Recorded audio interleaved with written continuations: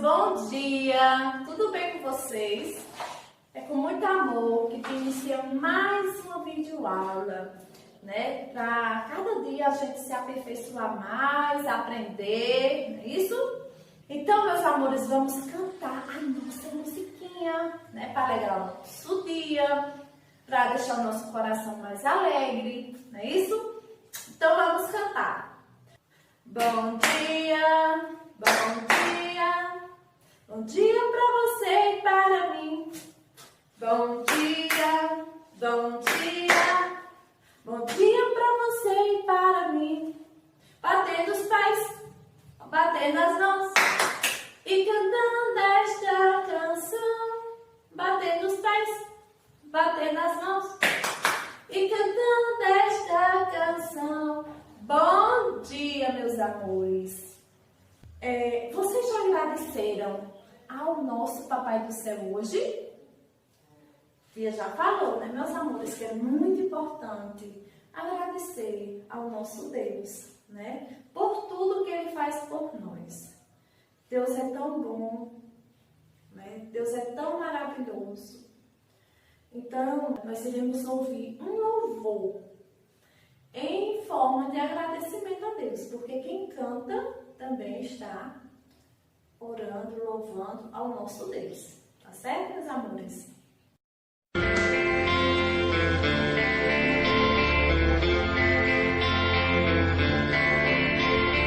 Pai, eu quero te amar, tocar o teu coração e me derramar aos teus pés. Mais perto eu quero estar, Senhor, e te adorar com tudo que eu sou e te render glória, aleluia, aleluia, aleluia, aleluia, aleluia.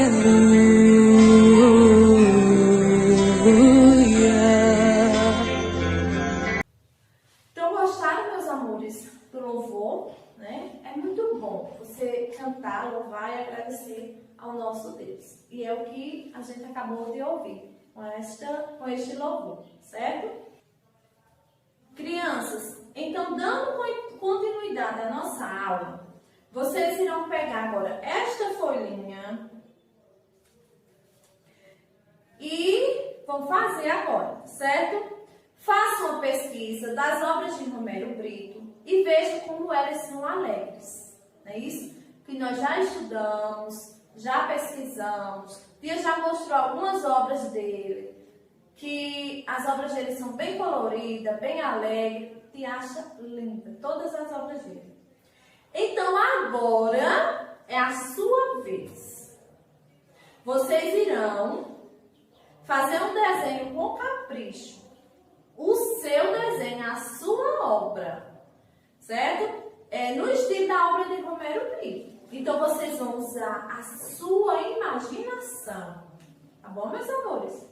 E fazer esta atividade neste quadradinho, com muito capricho, bem colorida, bem bonita, porque aqui nós estamos trabalhando a arte e também vale nota, não é isso? Então, eu quero com muito capricho mesmo, tá bom? Dando continuidade à nossa aula, meus amores, vocês irão pegar agora o livro integrado de vocês, na página 306. A nossa aula agora vai ser de geografia, para a gente dar continuidade ao nosso conteúdo, que é o campo e a cidade se completam, certo? Vocês vão acompanhando a leitura, ouvindo as explicações, para depois fazer a atividade. A cidade é um espaço que oferece um grande número de serviços e atividades comerciais. É comum, por exemplo, que pessoas que moram no campo tenham de se deslocar à cidade para utilizar esses serviços como atendimentos hospitalares. Ou seja, na cidade existem vários tipos de trabalho, não é isso?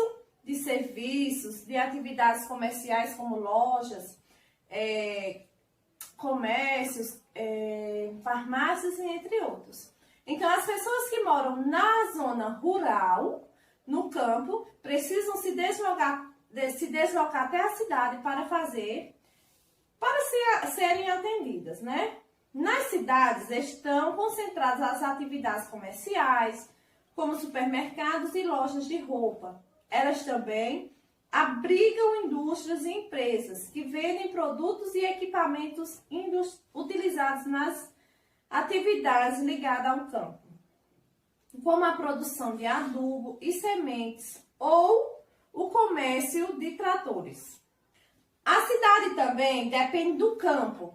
A grande maioria dos alimentos consumidos pelas pessoas que moram na cidade tem sua origem na zona rural, como frutas, legumes, carnes, ou seja, tanto a cidade como o campo dependem um do outro. Por quê? Porque na cidade pode ser produzido os materiais escolares, roupas, calçados, cama, mesa e banho, para ir até a zona rural. E a zona rural pode o quê?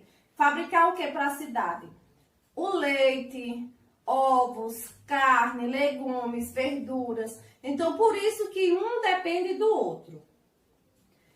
Muitas indústrias instaladas na cidade dependem de matéria-prima vinda do campo. Então, essas indústrias que ficam na zona urbana dependem dessa matéria-prima. E o que é matéria-prima? Aquele material retirado da natureza, como o couro, que fornece o leite, a carne, os ovos e entre outros, vem do campo. Algumas indústrias se instalam no campo, as agroindústrias, não é isso? E enviam seus produtos para a cidade, como o açúcar, o leite e o papel. Então, também existem aquelas indústrias que se instalam na zona rural. Êxodo rural. O que é êxodo rural? Vocês têm noção o que é? Então, vamos acompanhar aí para descobrir o que é, certo? Quem não souber. Ao longo do século XX, as características da população do Brasil se modificaram significativamente. Ou seja, se transformaram, né? Ou seja, mudaram. Eram algumas características e se transformaram em outras. No início desse século, a população era predominantemente rural. Ou seja, não tinha população na zona urbana, e sim era zona rural. Ou seja, viviam no campo. Ao longo dessas décadas, esse quadro foi se modificando e atualmente é a população urbana, isto é, a maioria das pessoas que vivem na cidade. Então mudou. Antes era só na zona rural e com o tempo passou a ser mais na zona urbana. Um dos motivos para essa mudança no quadro social foi o chamado êxodo rural. Esse termo é utilizado para definir a migração em massa da população do campo em direção à cidade. Então, o que é êxodo rural? É a saída das pessoas do campo para a cidade. É a vinda, não é isso? Muitos desses migrantes decidiram mudar para a área urbana do país em busca de melhores condições de vida, novos empregos e maior acesso à rede pública de saúde e educação. Então, eles foram em busca, essa população, de melhorias, não é isso? É importante compreender que as políticas públicas urbanas não se adequaram corretamente a essas chegadas de imigrantes e muitos acabaram instalando-se em locais de risco, como barrancos ou encostas de morros. Atualmente, alguns desses migrantes, notando novas oportunidades em suas terras natais, realizaram a migração de retorno.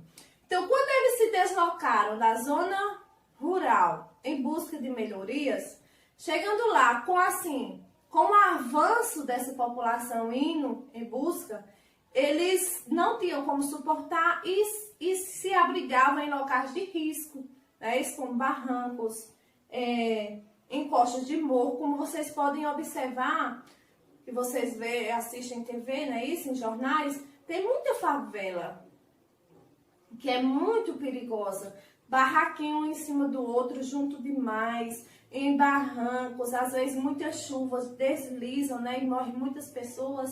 Então, isso aí são imigrantes que se deslocaram em busca de novas melhorias para eles. Porém, muitos vê que é melhor retornar para a sua terra, né? E acabam realizando a migração, que é o retorno, é a vinda de volta para a sua terra natal.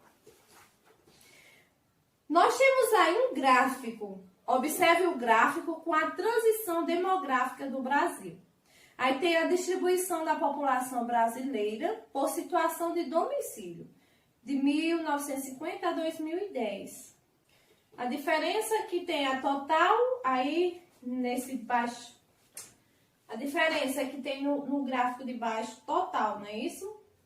E no gráfico acima só tem urbano e rural. Aí tem esse exercício que vocês irão responder com base no gráfico da página anterior. Responda: o que aconteceu com a população urbana no Brasil ao longo das últimas décadas? Com a população urbana, você vai observar a cor da população urbana. No primeiro gráfico é vermelho, no segundo também, não é isso? Então, ela aumentou ou diminuiu? Ela aumentou, não é isso? Então, a população urbana aumentou. Letra B. O que aconteceu com a população rural do Brasil ao longo das últimas décadas? Olha aqui. Ela aumentou ou diminuiu? A população rural. Ela diminuiu, não foi isso? O tipo como te explicou. Antes era só rural, mas com o passar dos anos, a rural foi diminuindo, a população rural foi diminuindo e a população urbana foi aumentando. O que houve com a população total do Brasil em números absolutos nas últimas décadas? No segundo gráfico, essa população total, ela aumentou ou diminuiu?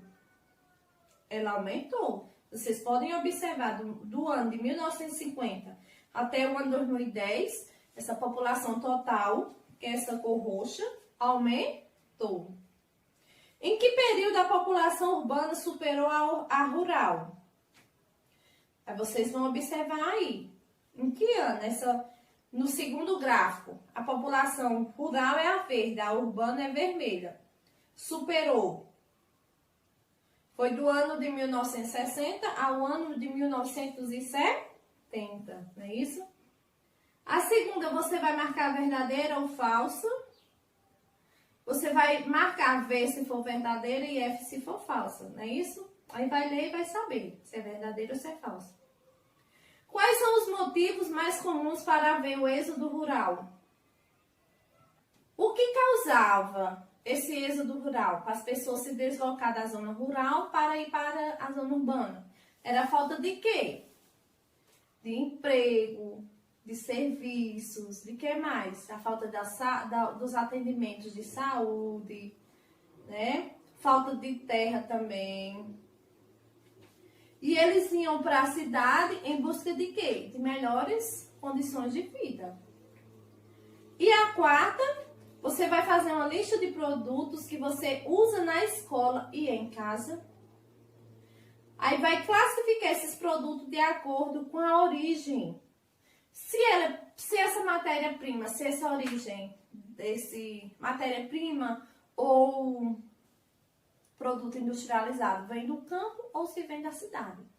Tipo o meu livro, ele vem do campo ou da cidade? Vem da cidade, não é isso? O leite que eu tomo no café da manhã vem do campo ou da cidade? Aí você vai colocar. O pão que você come no café da manhã vem do campo ou da cidade? né? E sua roupa, seu calçado, o almoço, como o arroz, o feijão, a carne, você vai saber se é do campo ou da cidade. Tá bom, meus amores? Então é isso, essa atividade. Faça a tarefa com muita atenção, preste atenção.